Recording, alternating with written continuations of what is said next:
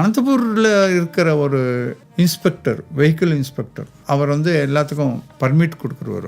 அவர் சுவாமி devotee. எங்கள் அண்ணா கம்பெனியில் ஒரு 4-5 லாரி இருந்தது. அதுக்கெல்லாம் டிரைவிங் லைசன்ஸ், அந்த லைசன்ஸ், ரோட் டாக்ஸஸ் இதெல்லாம் கட்டுறோம். அங்கே தான் போனோம். அப்போ அவர் சொன்னாராம், இதுபோல் புட்டபர்த்தில் சத்யசாய் பாபா பாத்த மந்திரத்தில் இருந்து நின்றார். அவர் கொத்த மந்திரம் கட்ட போகிறார். அதுக்கு சாண்டு ஸ்டோன் எல்லாம் வேண்டியிருக்கும். நம்ம என்ன பண்ணலாம், போயிட்டு சித்ராவத்தில் இருக்கிற சாண்டை கொண்டு போய் அவர் எங்கே கட்ட போகிறாரோ அங்கே கொட்டிட்டு வரலாமா அப்படின்னு. எங்கள் அண்ணா சொன்னார், ரொம்ப சந்தோஷம், நான் கூட அவர்கிட்ட போனோம் தான் நினச்சிருக்கேன். ஸோ இதெல்லாம் 1948-49, ஏன்னா 50ல் சுவாமி இனாகுரேட் பண்ணார் புது மந்திரத்தை. ஸோ இவன் என்ன பண்ணுவான்னாக்கா, சாண்டு, கல், மணல் கல் இதெல்லாம் லோட் பண்ணிட்டு அங்கே அன்லோட் பண்ணுவாள். சுவாமி ரூபா வச்சுன்னு கரெக்டாக நின்றுன்னு போகிறாங்க. அவள் அங்கே கொட்டுட்டு அவர்கிட்ட போகாதுக்கு வந்துடுவாள். எங்கள் அண்ணா இந்த சுண்ணாம்பு ரொம்ப வெளுப்பாக இருக்கும், அந்த சுண்ணாம்பு எடுத்து வச்சுட்டு இந்த புது மந்திரம் கட்டினாட்டு அதுக்கு ஒயிட் வாஷ் பண்ணுறதுக்கு கூட அதை அமிச்சார். அதே போல் அனந்தபூர் காலேஜ், உமன்ஸ் காலேஜுக்கு ஒயிட் வாஷ் பண்ணுறதுக்கு கூட அந்த சுண்ணாம்பு. சுவாமி சொல்வார், ராயலச்சூர் சுண்ணம்பட்டி சாரின்னு. எங்கள் அண்ணா பேர் வெங்கடாச்சாரி, எங்கள் அப்பா பேர் சீனிவாசாச்சாரி,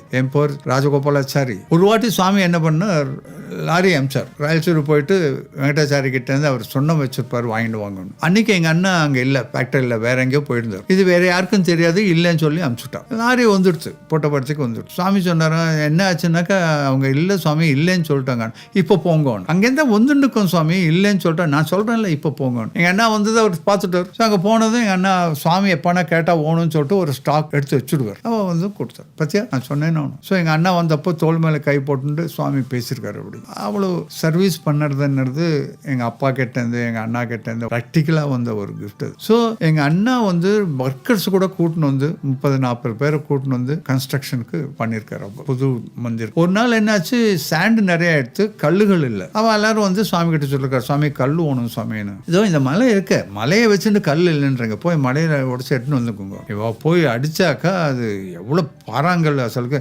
சுற்றி போட்டு அடிச்சா அது வாபஸ் வரதை தவிர கல் ஒன்றும் ஆகலை. அவன் சாயங்காலம் சொல்லிட்டான், என்னாச்சு எனக்கா, சுவாமி இதே போல் ஒரு கொஞ்சம் பீஸ் கூட வரல அதுலேருந்து. சரி நாளைக்கு பார்க்கலாம்னு சொல்லிட்டு விட்டுட்டார். ராத்திரி ஒரே மழை, ரொம்ப விருஷ்டி மழை, அதுக்கப்புறம் இடி, அது இதெல்லாம் காத்தால வந்தாவா, இப்போ போங்க, போயிட்டு அந்த மலையில் கல் எட்டுவாங்க. சுவாமி நேற்று நல்லா நாங்கள் ட்ரை பண்ணியாச்சு சுவாமி, ஒரு பிட்டு கூட வரல, இப்போ போய் பாருங்களேன். பார்த்தாக்கா ராத்திரி இடி ஒழிஞ்சு அந்த மலை அங்கே எங்கெல்லாம் பீசஸ் ஆகி ஈஸியாக அவளால் உடச்சி அவளுக்கு என்ன சைஸ் வேணுமோ அதை மந்திர் கட்டுறதுக்கு எடுத்துன்னு வந்தோம்.